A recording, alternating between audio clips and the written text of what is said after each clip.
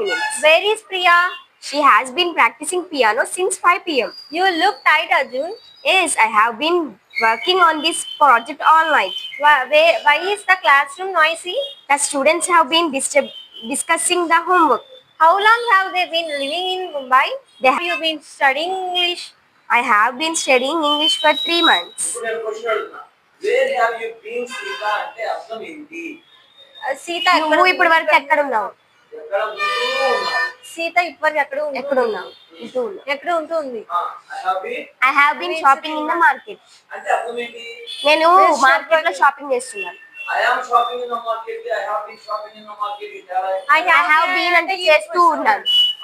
I have been చేస్తూ ఇప్పుడు చేస్తూ ఉంటాను. But I am doing shopping అంటే షాపింగ్ చేస్తున్నాను.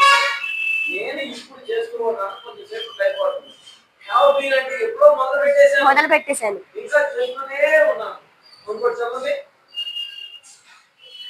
They have been living there for 15 years.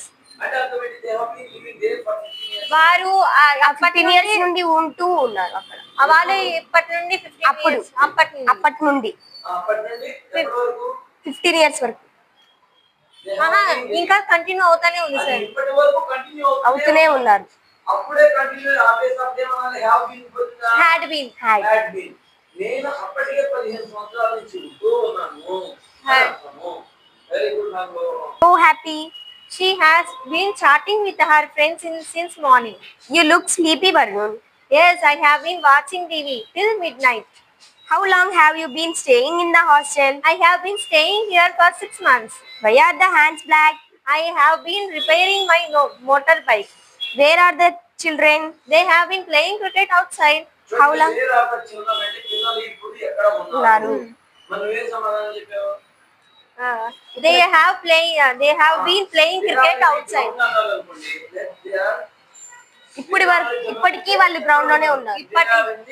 Ground లేదా ఉన్నట్టు చెప్పదలుచుకున్నా, చేస్తూ ఉన్నట్టు చెప్పదలుచుకున్నాం. అప్పుడేమన్నది?